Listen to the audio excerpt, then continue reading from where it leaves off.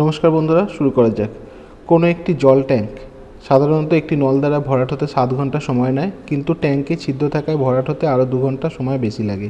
ছিদ্রটি ওই জলপূর্ণ ট্যাঙ্কে কত ঘন্টায় খালি করবে? তো ধরা যাক সমস্ত ট্যাঙ্কিতে যে জল ধরে তা হলো 1। এখানে 1 না ধরে আমি 7 আর 7 + 2 9-এর LCM 63 নিয়েও করতাম, কিন্তু সেই নিয়মগুলো আগেও দেখানো হয়েছে, সুতরাং আমি আবার 1 ধরেই করছি। দেখুন, লিক ছাড়া সমস্ত ট্যাঙ্কটি ভর্তি হতে সময় লাগে 7 ঘন্টা, তাহলে 1 ঘন্টায় কত ভর্তি হবে? 1/7। একইভাবে লিক সমেত সম্পূর্ণ ট্যাঙ্কটি ভর্তি হতে সময় লাগে 2 ঘন্টা বেশি, মানে 7 + 2 = 9 ঘন্টা। তাহলে 1 ঘন্টায় কত ভর্তি হবে? না 1/9। অতএব 1 ঘন্টায় ট্যাঙ্কটি খালি কত হবে? না 1/7 - 1/9 সমান হচ্ছে 7 - 9 = 63।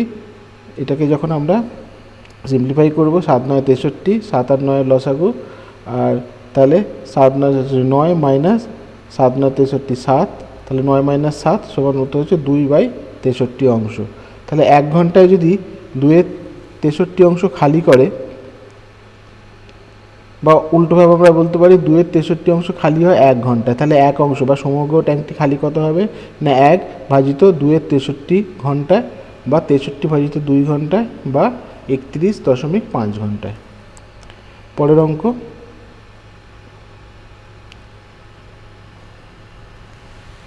একটি নৌকা স্রোতের প্রতিকূলে 24 কিলোমিটার এবং স্রোতের অনুকূলে 28 কিলোমিটার 6 ঘন্টায় যায়। ভালোভাবে দেখবেন, 6 ঘন্টায় স্রোতের প্রতিকূলে 24 কিলোমিটার এবং অনুকূলে 28 কিলোমিটার যায়। আবার স্রোতের প্রতিকূলে 30 কিলোমিটার এবং স্রোতের অনুকূলে 21 কিলোমিটার যায় 6 ঘন্টা 30 মিনিটে। তাহলে স্রোতের গতিবেগ নির্ণয় করো। তো এখানে দেখুন, ধরি নৌকার গতিবেগ m ও স্রোতের গতিবেগ n। তাহলে আমরা কি জানি? না সময় সমান হচ্ছে দূরত্ব বাই গতিবেগ, এটা আমরা জানি। তাহলে সেক্ষেত্রে কী হবে? এখানে প্রথম ক্ষেত্রে কী হবে? না দুটো দূরত্ব অতিক্রম করেছে এবং সময় লেগেছে তার 6 ঘন্টা। তাহলে যখন প্রতিকূলে যাচ্ছে তখন তার যে নিজস্ব নৌকার যে নিজস্ব গতিবেগ, তা থেকে স্রোতের গতিবেগ মাইনাস হবে। সুতরাং নৌকার গতিবেগ m থেকে স্রোতের গতিবেগ n মাইনাস হবে, ঠিক আছে সেইটা। আর যখন অনুকূলে যাচ্ছে সেক্ষেত্রে কী হবে? না নৌকার গতিবেগ ও স্রোতের গতিবেগ যোগ হবে। তাহলে আমরা এই যে ফর্মুলা জানি, সময় সমান দূরত্ব বাই গতিবেগ, তাহলে দূরত্ব কত? প্রথম ক্ষেত্রে 24 কিলোমিটার যাচ্ছে আর গতিবেগ বিয়োগ হচ্ছে, তাহলে 24/m - n এই সময়, প্লাস যে অনুকূলে যাচ্ছে 28 কিলোমিটার, তাহলে 28 এখানে স্পিড অ্যাড হচ্ছে m + n। তাহলে এই দুটো যে দূরত্ব অতিক্রম করছে, সময় কত লাগছে? টোটাল 6 ঘন্টা। তো এইটাকে যদি আমরা সিম্পলিফাই করি, m - n আর m + n এর লসাগু যদি নিই, তাহলে পাচ্ছি m - n × m + n। এইভাবে করতে গেলে আমরা দেখব যে অনেক ক্যালকুলেশান বেশি আসবে, তো এইভাবে আমরা করব না। এই অঙ্কটাকে আমরা দেখি অন্যভাবে কীভাবে করা যায়। এখানে আমরা দেখুন কি আমরা পেয়েছিলাম, না 24/m - n আর 28/m + n। তো দ্বিতীয় ক্ষেত্রেও আমরা m - n + n পাবো। তো আমরা ধরে নিচ্ছি 1/m - n সমান u আর 1/m + n সমান d, ঠিক আছে। তাহলে এবার দেখুন, তাহলে এর ভ্যালুটা যখন আমরা বসিয়ে দেবো, তাহলে আমরা কি পাবো? না 1/m + 1 মানে 24 × 1 আর 24 একই ব্যাপার, তাহলে 1/m - n এর ভ্যালু কত? u। তাহলে u বসিয়ে দিলে আমরা কী পাবো? 24u। একইভাবে পাবো 28d। তাহলে এইটা হচ্ছে সমান 6। এটা গেল প্রথম শর্তে। দ্বিতীয় শর্তে কি আছে? না প্রতিকূলে 30 কিলোমিটার এবং অনুকূলে 21 কিলোমিটার 6.5 ঘন্টায় যায়। সেক্ষেত্রে কত? 30/m - n plus 21/m + n সমান 6.5। এটাকে একইভাবে আমরা যখন ভ্যালুটা বসাবো 1/m - n আর 1/m + n এর, তখন আমরা পাবো 30u + 21d সমান কত? না 6.5, যা বলা আছে এখানে। 6.5 ঘন্টাটাকে আমরা 6 ঘন্টা 30 মিনিটটাকে আমরা 6.5 আওয়ার্স নিয়েছি। তাহলে আমরা যখন এই দুটো ইকুয়েশন সমাধান করব, ইকুয়েশন 24u + 28d সমান 6 আর 30u + 21d সমান 6.5, এই দুটো সমাধান করলে আমরা কি পাবো? না u সমান 1/6 ও ডি সমান 1/14। এটা আমি করলাম না এখানে, আপনারা রাফ করলেও একই পাবেন, ঠিক আছে। এবার ইউ আর ডি এর আমরা ভ্যালু পেলাম। এবার ইউ আর ডি এর অরিজিনাল যে ভ্যালু 1/m-n আর 1/m+n, এই দুটো যখন আমরা পুট করব তখন আমরা কি পাবো না 1/m-n সমান 1/6 আর m-n সমান 6, এবং একইভাবে 1/m+n সমান 1/14 বা m+n সমান 14। তাহলে এইবার আমরা যে ফাইনালি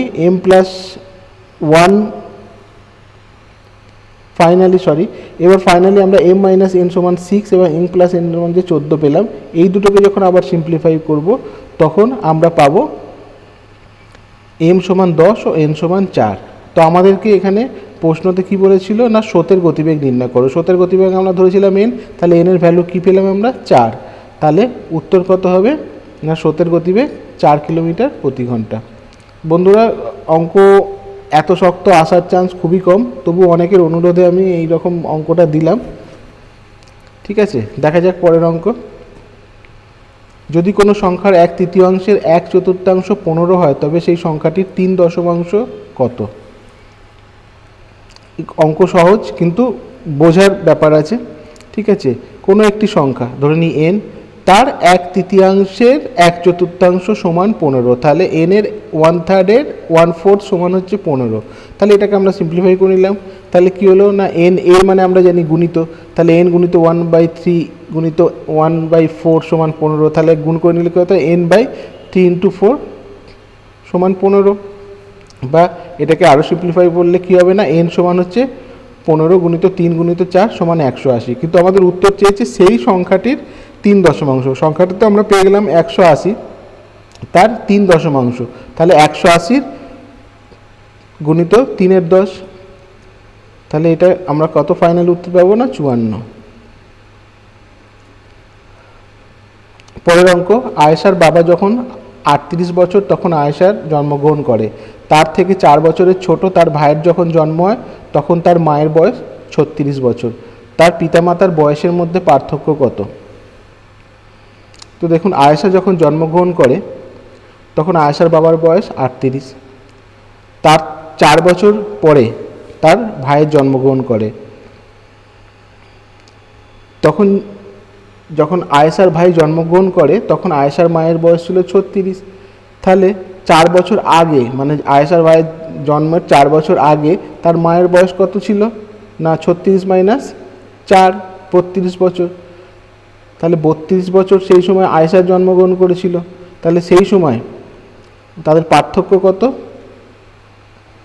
সেটা হচ্ছে 38 - 32 সমান 6 বছর। সে পার্থক্যটা ভবিষ্যতেও থাকবে, ঠিক আছে। এই অঙ্কটা অঙ্ক কম আর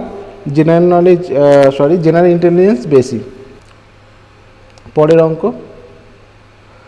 একটি আয়তকার বাগানের পরিসীমা ও ক্ষেত্রফল যথাক্রমে 82 সেন্টিমিটার ও 400 বর্গ সেন্টিমিটার হলে বাগানটির দৈর্ঘ্য ও প্রস্থের পার্থক্য কত সেন্টিমিটার?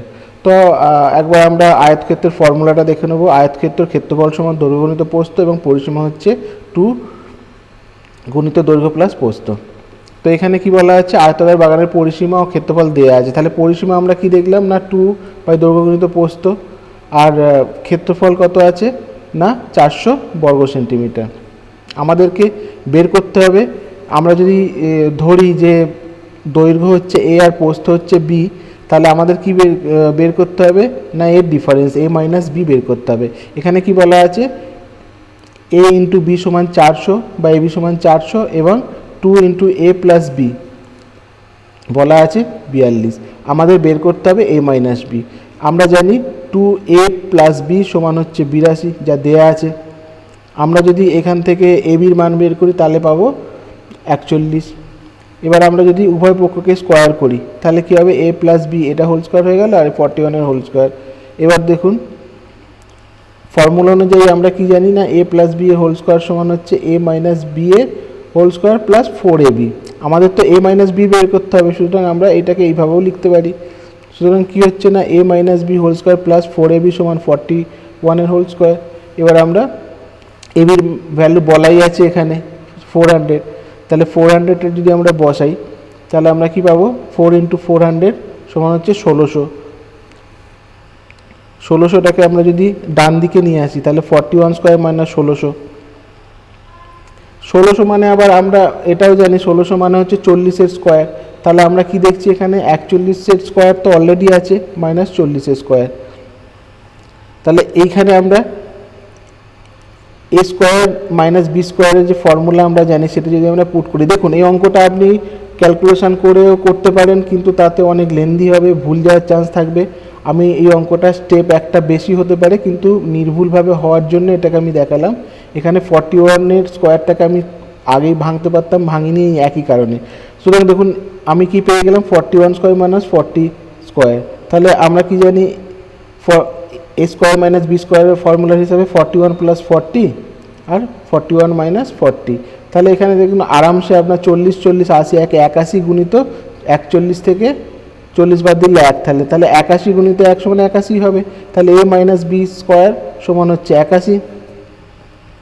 ঠিক আছে, তাহলে এ মাইনাস বি কত না 81-র রুট মানে হচ্ছে 9। তাহলে এটাই আমাদের উত্তর। কোনো একটি ক্রিকেট ম্যাচের প্রথম 10 ওভারে গড় রান রেট মাত্র 3.2, অবশিষ্ট 40 ওভারে রান রেটের গড় কত হলে 282 রানের লক্ষ্যে পৌঁছানো যাবে। এখানে দেখুন প্রথম 10 ওভারে মোট রান কত, রেট বলেছে, রান রেট বলেছে 3.2, তাহলে টোটাল রান কত না 3.2 ইন্টু 10 সমান 32। তাহলে অবশিষ্ট কত থাকে 40 ওভার। 40 ওভারে করতে কত হবে না রানের লক্ষ্য কত 282, তো অলরেডি আমি করেছি কত 32, তাহলে 282 থেকে 32 বাদ দিলে 250 থাকে। 250 রান কত ওভারে করতে হবে না 40 ওভারে, তাহলে 250 ডিভাইডেড বাই 40 সমান হচ্ছে 6.25, এটা হবে উত্তর। পরের অঙ্ক দেখুন, এটা simplification. Root 2 root 392 minus 21 plus root 8 minus 7 square সমান জিজ্ঞাসা চিহ্ন স্কোয়ার আছে, এটা ভালো করে লক্ষ্য করবেন। তাহলে দেখুন এটা কিভাবে করব, এটাকে আমরা 392কে আমরা 8 ইন্টু 49 লিখতে পারি। ঠিক আছে, আবার এখানে কিছু লেখার দরকার নেই, এখানে 8 অলরেডি সিম্পলিফাই আছে। ঠিক আছে, এবার দেখুন আগে কি করা যায়। আগে দেখুন 49টাকে আমরা আরও সিম্পলিফাই করলাম 7 ইন্টু 7, তাহলে দেখুন 7 দুবার চলে গেলে তো 7 আমরা বাইরে আনতে পারি, এটা বোঝানোর জন্য বললাম, নাহলে ডাইরেক্টও করে যারা বুঝতে পেরেছে তারা ডাইরেক্ট করে দিতে পারে।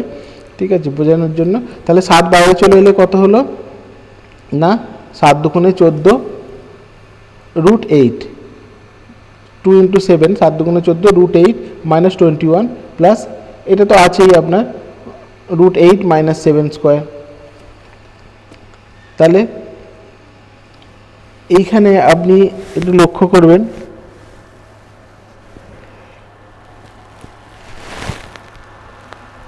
এইটাকে যখন আমরা ভাঙবো রুট 8 মাইনাস 7 হোল স্কোয়ারটাকে, তখন আমরা কি পাবো root 8 square minus 2 into root 8 into 7 plus 7 square. ঠিক আছে, এটা সিম্পলিফাই করলে কি পাবো না, এটা তো অলরেডি 7 দুগুণে 14 রুট 8 আছেই মাইনাস 21 আছেই, তাহলে 8-এর রুট 8-এর স্কোয়ার তো 8, আর এটা আমরা 7 দুগুণে 14 মাইনাস 14 রুট 8 পেলাম, আর এখানে 7 7 49 পেলাম। এবার দেখুন প্লাস 14 রুট 8 আর এখানে মাইনাস 14 রুট 8, এই দুটো কাটাকুটি হয়ে যাবে। তাহলে পড়ে থাকলো কি মাইনাস 21 প্লাস 8 আর প্লাস 49। তো এখান থেকে আমরা যখন বাদ দেবো মাইনাস 21, 8 এখান থেকে বাদ দিলাম 41, সরি 8 যোগ করলাম তাহলে 57 হলো। তো 57 থেকে 21 বিয়োগ করলে আমরা পাবো কত না 36। তাহলে আমাদের যেহেতু এটা কোশ্চেন মার্কের স্কোয়ার, তাহলে কোশ্চেন মার্কটা যখন বের করবো তখন 36-এর রুট স্কোয়ার রুট বের করলে আমরা কত পাবো না 6। তাহলে এটাই হবে আমাদের উত্তর।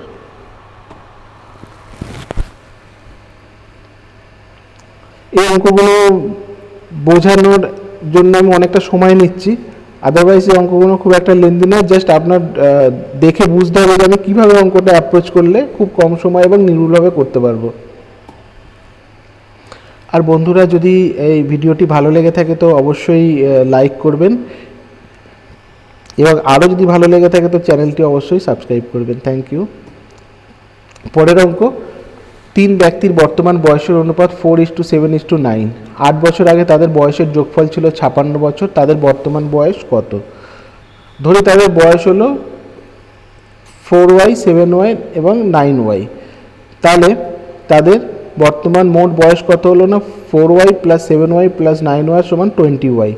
এবার 8 বছর আগে তাদের বয়স কত ছিল না 4y - 8 + 7y - 8 + 9y - 8 সমান হচ্ছে 20y - 24 বছর। এবার কি বলেছে, প্রশ্ন অনুযায়ী এই যে 8 বছর আগেকার তাদের বয়সের যোগফল মানে 20y - 24 সেটা কত হচ্ছে না 56 বছর। তাহলে এখান থেকে আমরা y এর কী ভ্যালু পাবো না y সমান হচ্ছে 4 বছর। তাহলে সুতরাং তাদের বর্তমান বয়স কত পাবো না প্রথম জনের পাবো এখানে আমরা ধরেছিলাম 4y, তাহলে 4 × 4 16 বছর। দ্বিতীয় জনের কত 7y, 7 × 4 = 28 বছর। আর তৃতীয় জনের 9y মানে 9 × 4 36 ইয়ার্স। পরের অঙ্ক, এটাও একটা সিম্পলিফিকেশন। এখানে দেখুন 8 স্কোয়ার × 7 × 5 স্কোয়ার -175 এর টোটালটা রুট বের করতে বলেছে। তো দেখুন আমরা এটা কিভাবে করছি। এখানে 8 স্কোয়ার 28 × 64 × 7 × 5 স্কোয়ার 5 × 5 25 -175। এখানে আমরা 25 কমন নিয়ে নিলাম, তাহলে 25 কমন নিলে এখানে পড়ে থাকে 64 × 7 আর 175 থেকে 25 কমন নিলে 7 পড়ে থাকে, কেননা 25কে 7 দিয়ে গুণ করলে 175 হয়। ঠিক আছে, এবার তাহলে এখানে আবার দেখুন আবার আমরা কি পেলাম না 7-এর একটা কমন পাচ্ছি, তাহলে 7টাকেও যদি আমরা বের করে নিই তাহলে কি পাবো না এখানে 64 পড়ে থাকবে আর এখানে পড়ে থাকবে 1। তাহলে আমরা টোটালি কি পেলাম 25 × 7 × 64 - 1 মানে 63। এবার দেখুন 63 যেটা আমরা জানি 7 9 63, ঠিক আছে। আবার 25 আমরা জানি 5 5 25, তাহলে 25টাকে ভাঙলাম 5 × 5 দিয়ে, 7 তো আছে আর 63টা হলো 7 9 63। আবার দেখুন 9টাকে আমরা ভাঙতে পারি 3 3 9, তাহলে এখানে দেখুন 5 × 5 7 × 7 3 × 3, তাহলে এটা রুটের মধ্যে আছে। তাহলে আমরা যখন এটা সিম্পলিফাই করব তখন কি পাবো 5 × 7 × 3 সমান কত হচ্ছে না 105। এটা হবে উত্তর। পরের অঙ্ক, হুইস্কিপূর্ণ একটি বোতলে 40% অ্যালকোহল আছে। ওই হুইস্কির কিছু অংশ অন্য একটি হুইস্কি দ্বারা সমপরিমাণ প্রতিস্থাপিত করা হলো যাতে 19% অ্যালকোহল আছে। যদি নতুন হুইস্কিতে অ্যালকোহলের মাত্রা 26% হয় তাহলে কত পরিমাণ হুইস্কি প্রতিস্থাপিত করা হয়েছিল? তাহলে দেখুন অ্যালকোহলের মাত্রা প্রথম প্রকার হুইস্কিতে আছে 40%, দ্বিতীয় প্রকারে আছে 19%, আর আমরা যেটা মিক্স করে পেলাম সেটাতে হবে 26%। তাহলে মিক্সচার অ্যান্ড অ্যালিগেশন পদ্ধতিতে যদি আমরা এটা সলভ করি তাহলে প্রথম প্রকার হুইস্কিতে অ্যালকোহলের মাত্রা 40%, দ্বিতীয় প্রকারে 19% আর মিশ্রতে কত পেলাম না 26%। তাহলে আমরা কি না 26 - 19 7%, আর এখানে 40 - 26 সমান 14%। এখানে প্রথম প্রকার হুইস্কি আর দ্বিতীয় প্রকার হুইস্কি যে পরিমাণে মেশানো হয়েছিল সেটা হচ্ছে 1:2 পরিমাণে, অর্থাৎ প্রথম ও দ্বিতীয় প্রকার হুইস্কির অনুপাত হচ্ছে 1:2। তাহলে অন্যভাবে আমরা এটা বলতে পারি যে 3 ভাগ, মানে এর 1 ভাগ, প্রথমের 1 ভাগ আর দ্বিতীয়র 2 ভাগ, টোটাল 3 ভাগ। 3 ভাগের মধ্যে প্রথম প্রকার আছে 1 ভাগ আর দ্বিতীয় প্রকার আছে 2 ভাগ। তাহলে প্রথম প্রকার 1 ভাগ কতর মধ্যে আছে না 3 ভাগের মধ্যে 1 ভাগ আছে, তাহলে 1/3 অংশ হলো প্রথম প্রকার হুইস্কি। একইভাবে মোট 3 ভাগের 2 ভাগ বা 2/3 অংশ হলো দ্বিতীয় প্রকার হুইস্কি, যা কিনা প্রথম থেকে প্রতিস্থাপিত করা হয়েছিল। তাহলে আমাদের উত্তর হবে 2/3। বিপরীত অভিমুখে চলমান দুটি ট্রেন যথাক্রমে 27 সেকেন্ডে এবং 17 সেকেন্ডে প্ল্যাটফর্মে দাঁড়িয়ে থেকে একজন মানুষকে অতিক্রম করে এবং তারা একে অপরকে 23 সেকেন্ডে অতিক্রম করে, তাদের গতিবেগের অনুপাত কত? আমরা জানি সময় সমান দূরত্ব বাই গতিবেগ। তাহলে ধরি প্রথমে ট্রেনটির গতিবেগ m মিটার প্রতি সেকেন্ড এবং দ্বিতীয় ট্রেনটির গতিবেগ n মিটার প্রতি সেকেন্ড। তাহলে আমাদের কি বের করতে হবে না m অনুপাত n, এটা আমাদেরকে বের করতে হবে। এবার দেখুন যেহেতু লোকটির দৈর্ঘ্য নগণ্য তাই প্রথম ক্ষেত্রে 27 সেকেন্ডে যে দূরত্ব দেয় সেটাই ট্রেনটির দৈর্ঘ্য। তাহলে 1 সেকেন্ডে যায় m মিটার, তাহলে 27 সেকেন্ডে কত যায়? 27 m মিটার, যা কিনা ট্রেনটির দৈর্ঘ্য। একইভাবে দ্বিতীয় ক্ষেত্রে ট্রেনটির দৈর্ঘ্য কত হবে? না 17 n মিটার। আবার আমরা জানি দুটি ট্রেন যখন একে অপরকে অতিক্রম করে তখন তাদের গতিবেগ যোগ হয় এবং তাদের নিজেদের দুজনের দৈর্ঘ্যকে অতিক্রম করতে হয়। এখানে তা লেগেছে কত? না 23 সেকেন্ড। তাহলে দুজনের দৈর্ঘ্য কত? 27 m প্লাস 17 n। আর গতিবেগ কত? আমরা আগেই ধরেছিলাম m মিটার প্রতি সেকেন্ড আর n মিটার প্রতি সেকেন্ড। তাহলে দৈর্ঘ্য অ্যাড করলাম আর তাদের গতিবেগ অ্যাড করলাম। আমরা জানি এখানে সময় সমান দূরত্ব বাই গতিবেগ, তাহলে দূরত্ব বাই গতিবেগ সমান সময়। সময় কত লেগেছিল? না 23 সেকেন্ড। তাহলে এটা যখন আমরা সিম্পলিফাই করব তখন আমরা কি পাবো? না 27 m প্লাস 17 n সমান 23 m প্লাস 23 n, বা 4m সমান 6n, বা m বাই n সমান হচ্ছে 6/4 বা 3/2। তাহলে m/n সমান হচ্ছে কত? না 3:2। একজন ব্যবসায়ী তার পণ্যের ক্রয় মূল্য 2,45,346 টাকার ওপর 20% বিক্রয় মূল্য নির্ধারণ করেন। তিনি অর্ধেক স্টক নির্ধারিত মূল্যে এবং 1 কোয়ার্টার নির্ধারিত মূল্যের ওপর 20% ডিসকাউন্টে এবং বাকি নির্ধারিত মূল্যের ওপর 40% ডিসকাউন্টে বিক্রি করেন। তার মোট লাভ কত? এবার দেখুন, ধরি 100টি পণ্য ক্রয় মূল্য 100 টাকা এবং তাদের নির্ধারিত মূল্য 20% প্লাস করলে কত হচ্ছে? না 120 টাকা। ঠিক আছে, বুঝতে পারলেন? এবার দেখুন, অর্ধেক ক্রয় মূল্য নির্ধারিত মূল্যে বিক্রি করা হলো। অর্ধেক মানে 100টার অর্ধেক 50টা। 50টার ক্রয় মূল্য 50 টাকা, বিক্রয় মূল্য কত? না 20% তার উপর চাপানো হলো। তাহলে 50-এর 20% যদি অ্যাড করি তাহলে পেলাম 60। একইভাবে 1 কোয়ার্টার মানে হচ্ছে 1/4 অফ 100, মানে 25টি পণ্য 20% ডিসকাউন্টে বিক্রি করা হলো। তাহলে 25টি পণ্যের ক্রয় মূল্য তো 25 টাকা, বিক্রয় মূল্য কত? না 20% ডিসকাউন্ট, মানে 25 থেকে 20% ডিসকাউন্ট দিলে আমরা কত পাবো? না 24। বাকি পণ্য, বাকি কত পড়ে থাকে? 50 প্লাস 25 মানে 75 যদি আমরা বাদ দিই 100 থেকে পড়ে থাকে কত? 25টা পণ্য যে পড়ে থাকে তার দাম তো 25 টাকাই, বিক্রি করা হয়েছে কত? না 40% ডিসকাউন্টে। তাহলে 25 থেকে 40% যদি আমরা মাইনাস করি তাহলে পড়ে থাকে কত? না 18। তাহলে দেখুন এখানে আমরা টোটাল 100টি দ্রব্য যে বিক্রি করলাম আলাদা আলাদা বিক্রয় মূল্যে, তাহলে তাদের কত দাম পেলাম? না 60 টাকা, 24 টাকা আর 18 টাকা। তাহলে টোটাল কত? টোটাল হচ্ছে আপনার 60, 70, 80, 90, 98 আর 4, 102 টাকা। কিন্তু আমাদের ক্রয় মূল্য কত?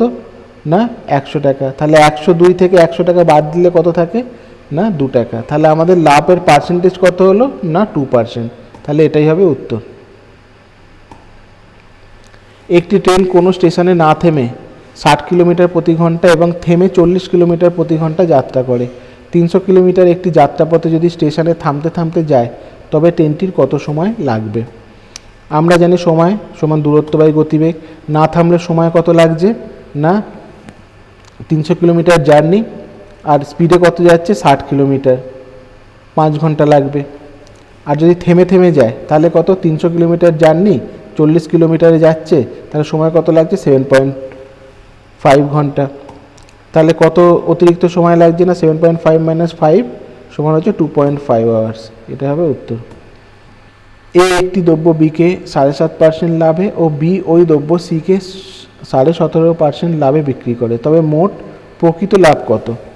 এখানে এই অঙ্কটি আমরা সাকসেসিভ পার্সেন্টেজ চেঞ্জ দিয়ে করব। সাকসেসিভ পার্সেন্টেজ চেঞ্জ কি? যেখানে এ ও বি হচ্ছে পার্সেন্টেজ ভ্যালু, আর টোটাল যে চেঞ্জ হবে সেটা কত? না A plus B plus A into B by 100। যদি আমরা সাকসেসিভ পার্সেন্টেজে চেঞ্জে যাই তাহলে কি? না 7.5% প্লাস 17.5% প্লাস 7.5 ইন্টু 17.5 বাই 100, বা এটাকে আমরা সিম্পলিফাই করলে কি পাবো? না 7 দুগুণে 14, 15-এর 2, 17 দুগুণে 34, 35-এর 2, আর এখানে হচ্ছে 15-এর 2 ইন্টু 35-এর 2 বাই 100। এখানে 35 আর 15, 50-এর 2 আর এখানে কত হচ্ছে না, আমরা যদি সিম্পলিফাই করি 15 গুণিত 35/100 ইন্টু 2 ইন্টু 2, তাহলে 25 প্লাস এটা কাটাকুটি করলে আমরা পাবো 3 ইন্টু 7/4 ইন্টু 2 ইন্টু 2 ইন্টু। যদি এটাকে আরও আমরা সিম্পলিফাই করি তাহলে আমরা কত পাবো না 25 প্লাস 21/16 মানে 1/5/16, তাহলে 25 প্লাস 1/5/16, 1/5/16 মানে একটা যদি আমরা যোগ করে দিই 25 সাথে 26, 26/5/16। কীভাবে হলো আমার অন্যান্য অঙ্কগুলো দেখলে আপনি বুঝতে পারবেন। পরের অঙ্ক, একটি গাড়ি এ 72 কিলোমিটার প্রতি ঘন্টা বেগে একটি সেতু 36 সেকেন্ড অতিক্রম করে, আরেকটি গাড়ি বি 100 মিটার ছোট 36 কিলোমিটার প্রতি ঘন্টা বেগে একটি সেতু অতিক্রম করে। সেতু অতিক্রম করতে দ্বিতীয় গাড়ির কত সময় লেগেছিল? তো দেখুন, প্রথমে আমরা এটাকে, যেহেতু উত্তর দেখুন সব সেকেন্ডে আছে, তাহলে আমরা এটাকে কিলোমিটার যে আছে সেটাকে মিটার সেকেন্ডে নিয়ে আসবো। মিটার সেকেন্ডে আনতে গেলে কি করতে হয় না 5/18 দিয়ে গুণ করতে হয়। তাহলে 72 ইন্টু 5/18 মানে 20 মিটার প্রতি সেকেন্ড। এটা আমরা গাড়ি এর স্পিড পেলাম। তাহলে গাড়িটি কত 1 সেকেন্ডে যায় 20 মিটার, তাহলে 36 সেকেন্ডে কত যায় না 720 মিটার, যা কিনা গাড়ির দৈর্ঘ্য প্লাস সেতুর দৈর্ঘ্য। আবার দ্বিতীয় গাড়িটি কত 100 মিটার ছোট আর 36 কিলোমিটার বেগে যাচ্ছে, তাহলে 36 কিলোমিটার স্পিড মানে কত 10 মিটার প্রতি সেকেন্ড। তাহলে দ্বিতীয় গাড়িটি 100 মিটার ছোট, মানে গাড়ির যে দৈর্ঘ্য, প্রথম ক্ষেত্রে গাড়ির দৈর্ঘ্য সেতুর দৈর্ঘ্য কত পেয়েছি 720 মিটার, দ্বিতীয় ক্ষেত্রে গাড়ির দৈর্ঘ্য যদি 100 মিটার কম হয় তাহলে এই 720 থেকে 100 মিটার কম হবে, মানে 620 মিটার হবে নিজের দৈর্ঘ্য প্লাস সেতুর দৈর্ঘ্য। এটাও অতিক্রম করতে হবে, তাহলে স্পিড কত গাড়িটির 10 মিটার প্রতি সেকেন্ড। তাহলে এই যে 620 মিটার এটা তার অতিক্রম করতে কত সময় লাগবে, 10 মিটার যায় 1 সেকেন্ডে, তাহলে 620 মিটার যায় 1/10 ইন্টু 620 বা 62 সেকেন্ডে। পরের অঙ্ক, যদি একজন ব্যক্তি 10 কিলোমিটার প্রতি ঘন্টার পরিবর্তে 14 কিলোমিটার প্রতি ঘন্টা হেঁটে যান তবে তিনি 20 কিলোমিটার বেশি হাঁটতে পারেন। তিনি প্রকৃতপক্ষে কত দূরত্ব হেঁটেছিলেন?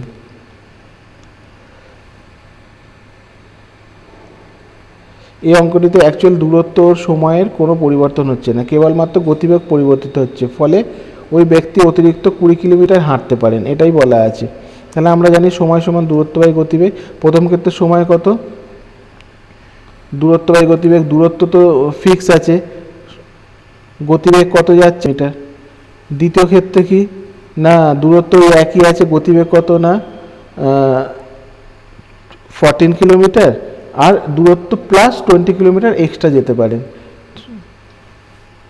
তাহলে আমরা দেখছি সময়ের তো কোনো পরিবর্তন হচ্ছে না, শুধু স্পিডের পরিবর্তন হওয়ার ফলে দূরত্ব এক্সট্রা কভার করছেন। তাহলে আমরা সময়টাকে যেহেতু পরিবর্তন হচ্ছে না, তাহলে আমরা বলতে পারি দূরত্ব বাই 10 সমান হচ্ছে দূরত্ব প্লাস 20/14। দূরত্বকে আমি XYZ কিছু ধরলাম না, দূরত্বকে দূরত্বই ধরলাম, ঠিক আছে। তাহলে এই দুটোকে আমরা সিম্পলিফাই করবো, তখন আমরা কী পাবো না 14 গুণিত দূরত্ব সমান হচ্ছে 10 গুণিত দূরত্ব প্লাস 10 গুণিত 200, বা 4 গুণিত দূরত্ব সমান 200, বা দূরত্ব সমান হচ্ছে 200/4 বা 50 কিলোমিটার। তাহলে তিনি প্রকৃতপক্ষে কত কিলোমিটার না 50 কিলোমিটার হেঁটেছিলেন। পরের অঙ্ক, একটি বর্গক্ষেত্রের পার্শ্ব মানে বাহুর পরিমাপ করার সময় অতিরিক্ত 2% ত্রুটি বা এরর হয়, বর্গক্ষেত্রের ক্ষেত্রফল নির্ণয়, এই ত্রুটির শতাংশটি কত? তো ধরি ত্রুটির বর্গক্ষেত্রের একটি বাহু 100, বর্গক্ষেত্রের ক্ষেত্রফল আমরা কি জানি না বাহুর স্কয়ার। তাহলে ত্রুটিহীন বর্গক্ষেত্রের বাহু সমান 100,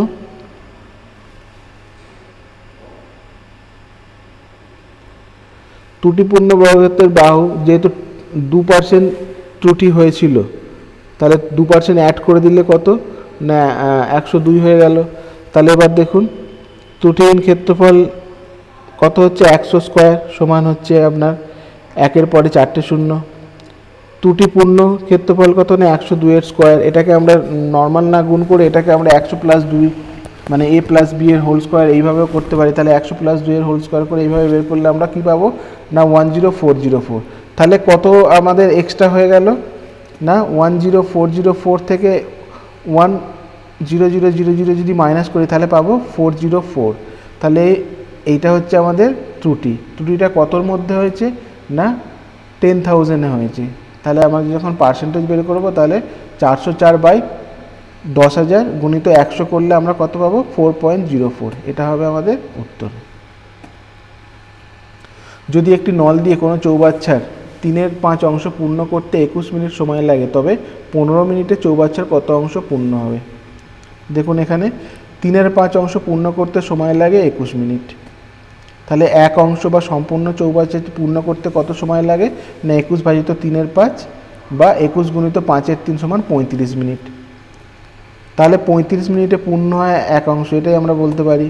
আর 15 মিনিটে কতই পূর্ণ হবে না 1/35 গুণিত 15 বা 3/7 অংশ। তাহলে এটাই হবে আমাদের উত্তর। পরের অঙ্ক, 45টি লেবু 40 টাকায় বিক্রি করে একটি লোকের 20% ক্ষতি হয়। তিনি কটি লেবু 24 টাকা দরে বিক্রি করলে 20% লাভ হবে? এখানে দেখুন লোকটি 45টি লেবু বিক্রি করে 40 টাকায়। তাহলে 80 টাকায় বিক্রয় মূল্য হলে ক্রয় মূল্য কত হবে 100 টাকা।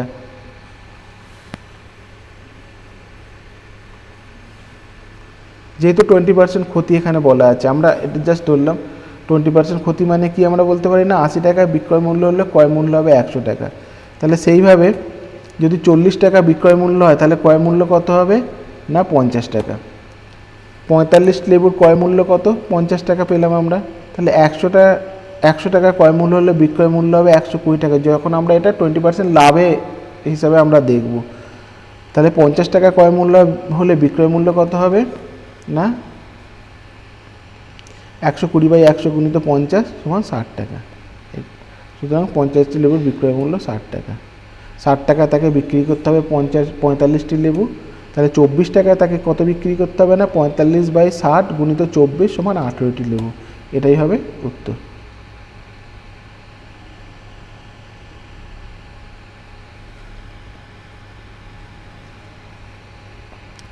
পাইপ এ ও বি একটি জল ট্যাঙ্কে যথাক্রমে 5 ও 6 ঘন্টায় এককভাবে ভর্তি করতে পারে। অন্য একটি পাইপ সি ওই ট্যাঙ্কটিকে 12 ঘন্টায় খালি করতে পারে। যদি সমস্ত পাইপ একসাথে খুলে দেওয়া হয় তবে ট্যাঙ্কটি কত ঘন্টায় ভর্তি হবে? অঙ্কটি আমরা লসাগু পদ্ধতি বা এলসিএম পদ্ধতিতে করব। এক্ষেত্রে 5, 6, 12 লসাগু নেব যা কিনা 60। তাহলে কাজ আমরা কত নিলাম কাজ আমরা নিলাম 60 একক। ঠিক আছে, এ ট্যাঙ্কটিকে 5 ঘন্টায় ভর্তি করে, তাহলে এর কার্যক্ষমতা কত না 60/5 সমান হচ্ছে 12। বি ট্যাঙ্কটিকে ভর্তি করে 6 ঘন্টায়, তাহলে বি এর কার্যক্ষমতা কত না 60/6 সমান হচ্ছে 10। সি ট্যাঙ্কটিকে খালি করে 12 ঘন্টায়, তাহলে সি এর কার্যক্ষমতা কত না 60/12 সমান হচ্ছে -5 কেন না সি খালি করছে, বাকি দুজন ভর্তি করছে। তাহলে 1 ঘন্টা এ প্লাস বি প্লাস সি ট্যাঙ্কটিকে কতটা ভর্তি করে না 12 + 10 প্লাস -5, তাহলে কত না 17 একক।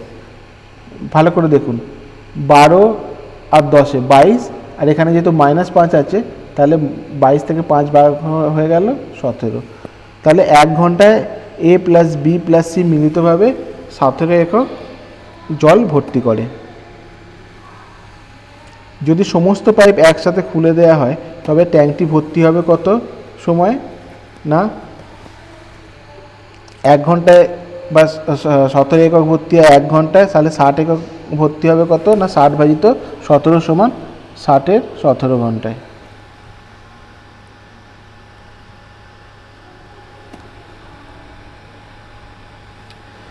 এ 12 দিনে কোনো কাজের 2/3 অংশ করতে পারে এবং বি ওই কাজের 1/4 অংশ 9 দিনে করতে পারে। এ এবং বি উভয় একত্রে কাজ শুরু করলে কত দিনে কাজটির 33 পূর্ণ 1/3 অংশ করতে পারবে? এ 2/3 অংশ করতে পারে 12 দিনে, তাহলে 1 অংশ করতে পারে কত না 12 গুণিত 3/2 সমান 18 দিনে। বি 1/4 অংশ করতে পারে 9 দিনে, তাহলে 1 অংশ করতে পারে কত না 9 গুণিত 4/1 বা 36 দিনে। তাহলে আমরা এককভাবে এ আর বি কত দিনে কাজটি করতে পারে সেটা আমরা পেয়ে গেলাম। তাহলে এখানে আবার আমরা দেখলাম 33 পূর্ণ 1/3, এটাকে আমরা সিম্পলিফাই করলে কত পাবো না 1/3। 33 পূর্ণ 1/3 মানে হচ্ছে 3 33 99 প্লাস 1 মানে 103%। 103% মানে 103 গুণিত 100 সমান 100 100 কেটে সরি এটা ভুল আছে, এটা ভাজিতে হবে। তাহলে 103 ভাজিত 100 মানে 100 100 কেটে পড়ে থাকবে কত 1/3। তাহলে কাজ 1 না ধরে আমরা যদি এখানে লসাগু নিই, কাজের দিনের সংখ্যা কত আছে 18 আর 36, যদি আমরা লসাগু নিই তাহলে কত হবে না 36 হবে।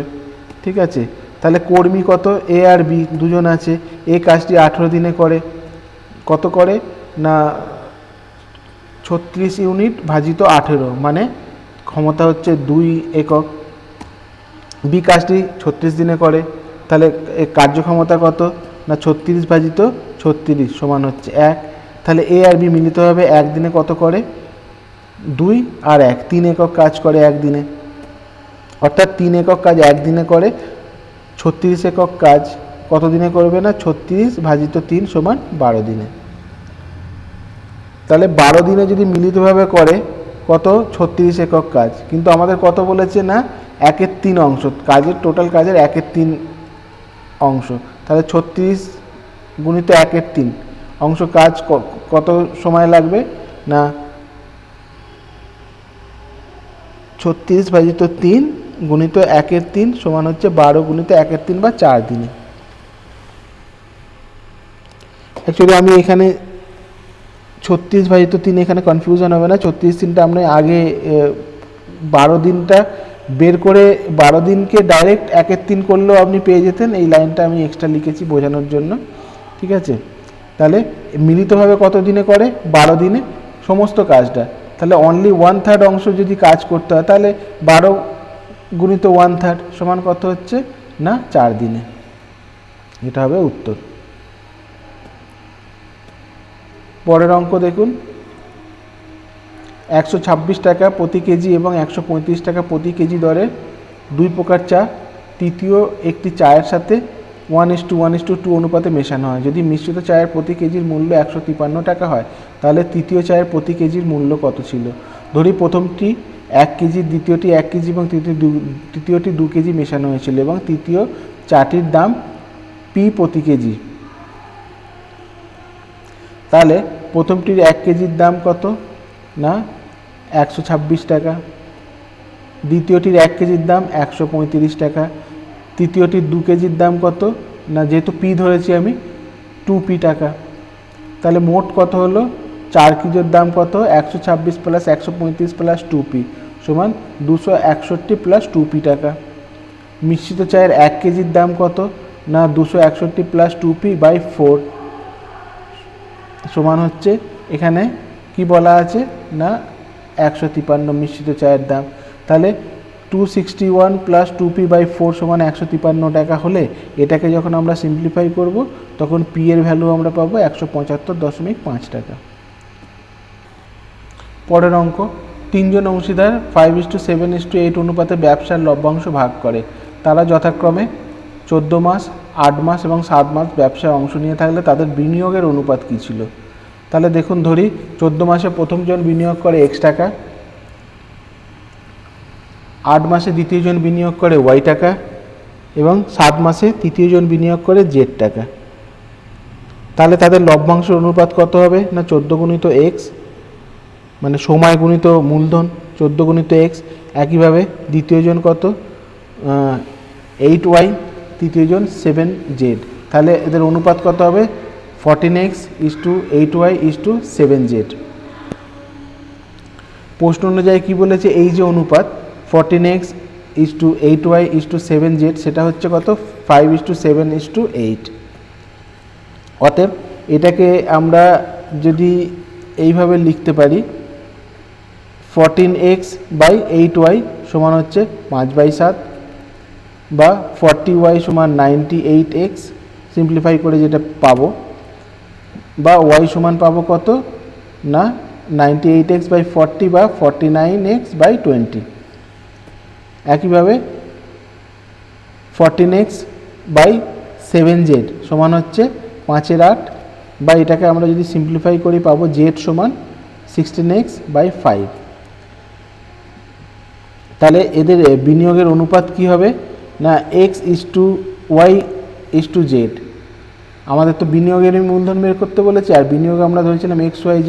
তাহলে বিনিয়োগের অনুপাত কত হবে না x:y:z। x এর মান তো xই আছে, y এর মান কত আমরা পেলাম না 49x বাই 20, আর z এর মান কত পেলাম না 16x বাই 5। তাহলে এটাকে যখন আমরা কাটবো, দেখুন তিনটেতেই x আছে, তাহলে x x x আমরা এটা কেটে নিতে পারি, বা এখানে এই হিসেবে আপনি দেখতে পারেন এখানে 20 দিয়ে গুণ করে দিন সবাইকে, যেহেতু নিচে 20 আছে 20 দিয়ে গুণ করুন, তাহলে এটা হয়ে গেল 20x, এখানে 20 কেটে গেল 49x, আর এখানে 20 5 দিয়ে ভাগ করলে কত হচ্ছে না 4, তার 4 16 64x। এবার এইটাকে x x গুলো কেটে গেলে পড়তে হয় কত 20:49:64, যা কিনা আমাদের উত্তর।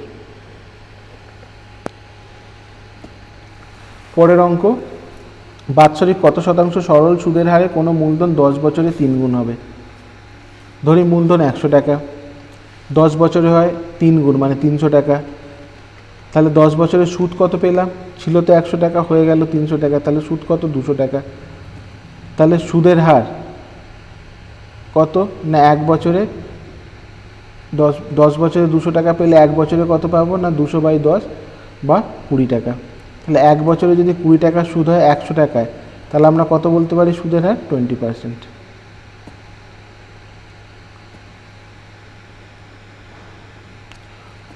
পরের অঙ্ক, একটি বেনারসি শাড়িতে 20% ছাড় দিলে লাভ হয় 28%, যদি ছাড় 15% হতো তবে কত লাভ হতো। ধরা যাক শাড়িটির দাম 100 টাকা, ক্রয় মূল্য কত 100 টাকা, তাহলে এটাকে যদি বিক্রয় মূল্য লাভ মানে বিক্রি করেছিল 28% লাভে, ঠিক আছে, তাহলে তার বিক্রয় মূল্য কত না 128 টাকা। 20% ছাড় মানে 80 টাকা যদি বিক্রয় মূল্য হয়, তাহলে নির্ধারিত মূল্য হবে 100 টাকা। এখানে নির্ধারিত মূল্য বিক্রয় মূল্য ক্রয় মূল্যের মধ্যে গুলিয়ে ফেলবেন না। ক্রয় মূল্য হচ্ছে কেনা দাম, বিক্রয় মূল্য হচ্ছে অরিজিনালি যে টাকায় আপনি বিক্রি করলেন, আর নির্ধারিত মূল্য হলো যেটা কোনো জিনিসের ওপর দাম লেখা থাকে, নির্ধারিত মূল্য, মার্ক প্রাইসও বলে, ঠিক আছে। তাহলে যদি নির্ধারিত মূল্য 100 টাকা হয়, আপনি 20% ছাড় দেবেন, তো সেটার বিক্রয় মূল্য কত হবে 80 টাকা। অতএব 128 টাকা বিক্রয় মূল্য হলে নির্ধারিত মূল্য কত হয় না 100/80 গুণিত 128 সমান 160 টাকা। তাহলে শাড়িটির নির্ধারিত মূল্য কত পেলাম না 160 টাকা পেলাম। এবার 160 টাকার ওপর যদি 15% ছাড় দিতাম, তাহলে কি পেতাম আমরা না 160 মাইনাস 160 গুণিত 15% বা 15/100, বা আমরা পেলাম 136 টাকা।